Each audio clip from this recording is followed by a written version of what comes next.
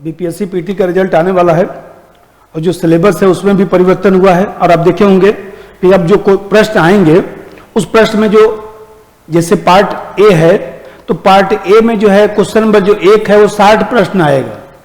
ये 60 क्वेश्चन आएंगे तो 60 क्वेश्चन आएगा तो इसमें 2 आ सकता है, 3 आ सकता है, 4 भी आ सकता है। अब क्वेश्चन नंबर 2 है तो क्वेश्चन नंबर 2 तो चलिए 38 नंबर का आएगा और ये 38 नंबर को जो है 2 या 3 भागों में बांटेगा क्वेश्चन नंबर 3। और फिर आप देखेंगे कि इसमें या तो कोई प्रश्न इस तरह से लिखेगा या तो दूसरा प्रश्न लिखेगा। तो अब हम लोग को पूरा सिलेबस ही पढ़ के जाना पड़ेगा क्योंकि 60 क्वेश्चन जो है कहीं से भी पूछ सकता है जो आपका सिलेबस है। तो जैसे मैं बताया कि जो भारतीय जो राजनीति है उसमें जो जातिवादी जो मुद्दे हैं बिहार में खासतौर से जो है जाति की जो राजनीति होती है उस पर थोड़ा सा हम लोग चर्चा करेंगे। तो इसमें हम लोग जो है जाति और जो राजनीति है तो सबसे पहले हम लोग को समझना है कि जाति और राजनीति में जाति का मतलब क्या है। देखिए जाति एक रक्त संबंध के रूप में है और कहीं न कहीं जैसे हम लोग क्या लोकतांत्रिक व्यवस्था में स्वतंत्रता, समानता, न्याय इन मूल्यों को आधार बनाकर जैसे उदारवाद स्वतंत्रता को आधार बनाकर जो विचारधारा आया उसको हम लोग उदारवाद कहते हैं, समानता को आधार बनाकर जो विचारधारा आया उसको समाजवाद कहते हैं।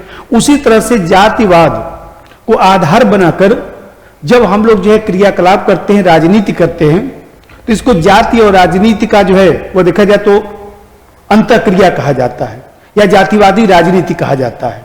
जब जाति को केंद्र बिंदु मानकर कोई भी सार्वजनिक कार्य है, राजनीति है, जब उस राजनीतिक क्रियाकलापों को संपन्न किया जाता है तो उसको हम लोग जातिवादी राजनीति कहा जाता है। और यहां पर समाज और देश के हितों को ध्यान में न रखकर विशेष जाति या विशेष जातिगत जो समूह है उस पर जब हम लोग ध्यान केंद्रित करना शुरू कर देते हैं, जैसे मान लीजिए मतदान व्यवहार है, हम वोट डालने जा रहे हैं तो जाति को आधार बनाकर वोट डाल रहे हैं। हम मान लीजिए कोई पार्टी वाला है अपना उम्मीदवार बना रहा है तो भी जाति को ध्यान में रखकर उम्मीदवार बना रहा है। मान लीजिए कोई मंत्री बनाया जा रहा है तो जाति को आधार बनाकर मंत्री बनाया जा रहा है। तो ऐसी जो राजनीति है उस राजनीति को जो है जाति और राजनीति का अंतःकरण कहा जाता है या जातिवादी राजनीति कहा जाता है। अब जाति भारत में क्यों बढ़ावा मिला तो आप देखते हैं कि हम लोग के यहाँ प्राचीन काल से या मध्यकाल से ही देखिए तो हमारे यहाँ तमाम जो जाति और उपजातियां थी वो आत्म केंद्रित समूह के रूप में रही हैं और कहीं न कहीं अपने जाति का ही पक्ष लेती रही। सामाजिक संबंधों में विवाह है या नातेदारी है, तमाम जो चीजों में उसी जातिगत पहलू को ज्यादा ध्यान में रखा गया। इसके कारण जातिवादी मूल्यों को बढ़ावा मिला। दूसरा जो फैक्टर काम करता है कि जैसे मान लीजिए जो एक जातिगत जो समूह है अपनी विशेष पहचान बनाने के लिए कुछ जो है कर्मकांड करना शुरू कर दिया और दूसरी जातियां भी प्रतियोगिता करना शुरू कर दी। इसके कारण जो है वो जातियों के बीच जो है दूरी बढ़ने लगी और जब दूरी बढ़ने लगी तो जातिवादी जो पहलू है वो मजबूत होना शुरू हो गया। और सबसे बड़ी बात यह है कि हमारे यहाँ जातिवाद को बढ़ावा देने में जो है जातिगत जो संगठन हैं उनकी महत्वपूर्ण भूमिका रही है क्योंकि जातिगत संगठनों ने जाति के सदस्यों को संगठित करना शुरू कर दिया। फिर आप देखे होंगे कि जैसे क्षेत्रीय दल है तो क्षेत्रीय दल ने वोट बैंक की राजनीति के कारण जो है जातिवाद को बढ़ावा देना शुरू कर दिया। और तीसरा जो फैक्टर है कि हमारे यहाँ भारतीय समाज परंपरागत है, हमारे यहाँ आर्थिक क्रियाकलाप भी जातिगत आधार पर संपन्न होने लगा, कार्यों का बंटवारा भी जाति के आधार पर होने लगा, इसके कारण भी जातिवाद मजबूत हुआ। और चौथा फैक्टर यहां पर यह काम करता है कि संविधान लागू होने के बाद जो है जो जातिगत आरक्षण दिया गया, जाति के आधार पर जो किसी एक समूह को जो है जो हम लोग विशेष सहायता देना शुरू कर दिए तो उससे सापेक्षिक वंचना का भाव पैदा हुआ और दूसरी जातियां भी जो है वो देखा जाए तो कहीं न कहीं अपने हितों की सिद्धि करने के लिए जो है संगठित होना शुरू हो गई। इस तरह से हमारे यहाँ जो है जातिगत राजनीति को बढ़ावा मिला और खासतौर से आप जानते हैं कि जातिगत राजनीति की शुरुआत बिहार से ही होती है, इसीलिए बीपीएससी में खूब प्रश्न जो है जाति और राजनीति का आता भी है। अब देखिए हमारे यहाँ मान लीजिए बिहार में जो है आरजेडी हो चाहे वह देखा जाए तो अन्य जो दल हैं वो जातिगत आधार पर जो है अपनी राजनीति को बढ़ावा देना भी शुरू कर दिए। और सबसे बड़ी बात यह है कि हमारे यहाँ आप देखते हैं कि चाहे यूपी की राजनीति हो चाहे बिहार की राजनीति हो, ये जो जातिगत पहलू है वो जातिगत पहलू जो है वो आजादी के बाद से लेकर अभी तक दिखाई दे रहा है। अब हम लोग को थोड़ा सा इसमें विश्लेषण करना है कि इस जातिवादी राजनीति के कारण जो है क्या नकारात्मक प्रभाव पड़ा है। तो देखिए सबसे जो पहला जो नकारात्मक प्रभाव पड़ा वो ये है कि जाति के कारण जो है हम लोगों ने जो है जाति को ज्यादा प्राथमिकता देना शुरू कर दिया। नागरिकता की जो अवधारणा है वो द्वितीयक हो गई। संविधान की मूल भावना we the people of India, हम भारत के लोग, जो प्राथमिक बात था वो द्वितीयक हो गया, जाति हम लोग क्या प्राथमिक हो गया। तो देख रहे हैं कि संविधान की मूल भावना प्रभावित होना शुरू हो गया। दूसरा जो पहलू है कि हम लोग जो है राजनीतिक दलों ने सत्ता प्राप्ति करने के लिए क्या किया, योग्यता की जगह पर जातिगत आधार को स्वीकार करना शुरू कर दिया। परिणाम तो हुआ क्या कि जातिगत जो राजनीति है वो ज्यादा बढ़ने लगी। जो दल का जो अनिवार्य विशेषता है, विचारधारा है, संगठन है, राष्ट्रीय हित है, ये सब द्वितीयक हो गया। और इस तरह से देखा जाए तो जातिवादी राजनीति बढ़ावा मिलना शुरू हो गया, जिससे राष्ट्र निर्माण, राष्ट्रीय एकीकरण की प्रक्रिया प्रभावित होती है। और जो तीसरा फैक्टर है नकारात्मक प्रभाव का कि जातिगत पहलू ने जो है जाति के भीतर अभिजन वर्ग को बढ़ावा दिया, कुछ इलीट क्लास को बढ़ावा दिया।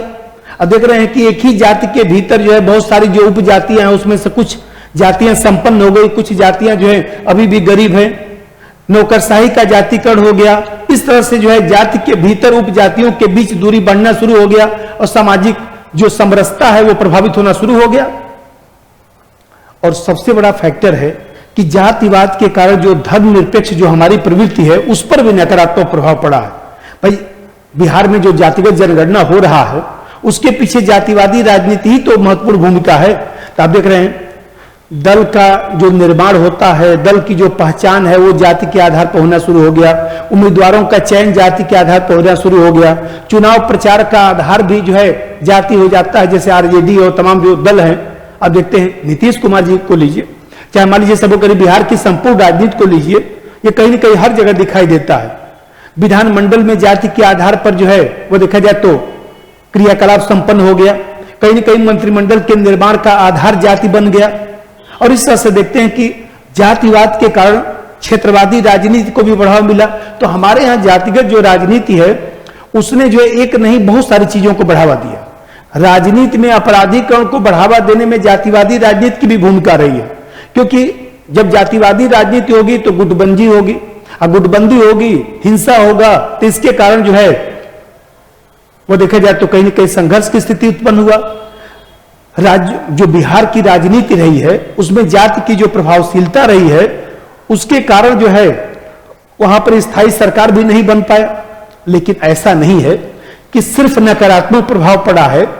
जाति और राजनीति, जाति का जो प्रभाव राजनीति पर है उसका कुछ सकारात्मक प्रभाव भी पड़ा है। सकारात्मक प्रभाव में देखिए सबसे बड़ा प्रभाव तो ये रहा कि जातिवाद के कारण जो है लोग चैतन्यशील हो गए। जातियां अपनी मांगों को पूरा करने के लिए समूहगत रूप से, भाई रक्त संबंध के आधार पर तो समूहगत रूप से अपनी मांगों को रखने लगी। अब परिणामतः सरकार की प्राथमिकता में देखते हैं कि ग्रामीण विकास को बढ़ावा मिला, तो जातिगत राजनीति ने ग्रामीण विकास को बढ़ावा दिया। जातिगत राजनीति ने सहभागिता को बढ़ावा दिया, समूहगत राजनीति को बढ़ावा दिया। लोग अपने अधिकार कर्तव्य को जानने लगे, उसके प्रति जागरूक होने लगे। सामाजिक जो शोषण है कहीं न कहीं उसका प्रतिरोध करने लगे, तो सामाजिक शोषण भी कमजोर होने लगा। और सबसे बड़ी बात यह है कि जातिवाद के कारण लोग जो है वह शिक्षा की ओर उन्मुख। एक रिपोर्ट में पढ़ रहा था तो उसमें यह कहा गया कि जातिवादी राजनीति ने जो है शिक्षा को बढ़ावा दिया, और इस तरह से जो है आरक्षण का लाभ लेने के लिए सब लोग शिक्षित होना शुरू हो गए। और इस तरह से जातियां जो हैं वो देखा जाए तो शिक्षित होकर आज देखते हैं कि वैश्वीकरण में अन्य संस्थाओं में भी कार्य कर रही है, निजी क्षेत्र में भी उनकी भूमिका बढ़ती जा रही है। और सबसे बड़ी बात यह है कि जाति प्रथा में लोग जो जातिवाद के कारण जो लोग संगठित हुए, इससे जो है मतदान प्रतिशत भी बढ़ना शुरू हो गया, लोकतांत्रिक प्रक्रिया सैद्धांतिक रूप से मजबूत होना शुरू हो गया। तो इस तरह से देखते हैं कि जातिवाद हमारे यहाँ एक स्वाभाविक संगठन के रूप में बन गया, और जाति के अंतर्गत संगठित होकर लोग जो है, जो निम्न वर्ग है, जो मान लीजिए कमजोर जातियां हैं, वो आपस में संगठित होना शुरू हो गई, उनका सत्ता में भागीदारी बनना शुरू हो गया, लोग मंत्री बनने लगे, मुख्यमंत्री बनने लगे। इस तरह से देखा जाए तो जातिगत जो राजनीति है एक प्रकार से दबाव समूह की भूमिका निभाना शुरू कर दिया। और सबसे बड़ी बात है कि हम लोग क्या, जैसे जाति और वर्ग, एक प्रश्न आता है जाति और वर्ग, तो देखिए वर्ग का मतलब होता है कि आर्थिक आधार पर। तो भाई जाति जो संकीर्ण अवधारणा है, नस्ली और रक्त संबंध के आधार पर अभी मैं बताया, जो वर्ग शब्द का प्रयोग हम लोग करते हैं तो वर्ग व्यापक अवधारणा है। सामान्यतः आर्थिक स्वरूप में ही इसे देखा जाता है और संपूर्ण विश्व में दिखाई देता है। और दूसरा अंतर यह होता है कि जाति भारतीय समाज की विशेषता है, समाजशास्त्रीय इकाई के रूप में है। और जो वर्ग है यह सभी देशों में पाया जाता है, अमेरिका हो, जर्मनी हो, ब्रिटेन हो, हर जगह आर्थिक वर्ग आपको दिखाई देगा। भाई जाति की जो सदस्यता है वो सिर्फ जन्म के आधार पर, और क्या है, कहीं जन्म ले लिए तो आपका वो जाति से आप जाने जाएंगे, आपने कौन सा इसमें परिश्रम कर दिया, ये बताइए। और वर्ग जो है, देखते हैं कि वर्ग की सदस्यता का आधार जो है व्यक्ति का कर्म है, व्यक्ति का व्यवसाय है, व्यक्ति का क्रियाकलाप। इसीलिए कहा जाता है कि जाति जो है बंद संरचना के रूप में है, इसमें कोई परिवर्तन सामान्यतः नहीं होता। किसी जाति में आपका जन्म हो गया तो सामान्यतः उसी में आप रहेंगे, लेकिन जो वर्ग है वो गतिशील अवधारणा के रूप में है, इसमें परिवर्तन जो है सरलता के साथ हो सकता है। और एक जो प्रश्न आता है कि जाति का राजनीतिकरण और राजनीति का जातिकरण, तो ऐसे समझिए कि हमारे यहाँ रजनी कोठारी साहब ने कास्ट पॉलिटिक्स इन इंडिया जो उनकी पुस्तक है उसमें उन्होंने जो है इस शब्द का प्रयोग किया। जाति का राजनीतिकरण का मतलब हुआ कि जैसे जाति एक समूह के रूप में है, इस समूह को आधार बनाकर राजनीति की गई, वोट बैंक की राजनीति की गई। और इसकी व्याख्या पहले लिखा जाएगा कि वोट बैंक की राजनीति कैसे हुई। तो चूंकि हमारे यहाँ पीपीएस सिस्टम है, first pass the post system है, इसके कारण जो है जाति समूह के रूप में थी, जिसका वोट लेकर लोग चुनाव जीतने लगे, मुख्यमंत्री बनने लगे, मंत्री बनने लगे, और इस तरह से जाति का फायदा उठाकर लोग राजनीति करना शुरू कर दिए। लेकिन धीरे धीरे 1990 के बाद आप देखते हैं कि चेतना भी बढ़ने लगी, लोग शिक्षित होना शुरू हो गए, और इस तरह से जब शिक्षित होना शुरू हो गए तो ऐसी स्थिति में जो है अपने अधिकारों की मांग करने लगे। जब अपने अधिकारों की मांग करने लगे, दलों के ऊपर दबाव बढ़ना शुरू हो गया, तो जो राजनीति है, जो जनता का कल्याण है, वो भी जो है जाति के आधार पर शुरू हो गया। इसका मतलब कल्याणकारी योजनाएं जाति के आधार पर बनना शुरू हो गई। इस तरह से इस टॉपिक को पढ़ना है। तो मैं बताया कि बीपीएससी जो लोग भी दे रहे हैं उसमें हम लोग जो है जो पोल्ट्री और आईआर का जो पूरा सिलेबस है, उसका पूरा जो बुकलेट है, उसका जो मॉडल आंसर है, उसका बकायदे जो है 60-70 जो वीडियो है, वो सब जो है ऐप पर उपलब्ध है, और आप जो है संस्थान में फोन करके उसको प्राप्त कर सकते हैं। धन्यवाद। सब्सक्राइब कीजिए हमारे चैनल को और बेल आइकॉन को दबाइए हमारी लेटेस्ट वीडियो सबसे पहले देखने के लिए।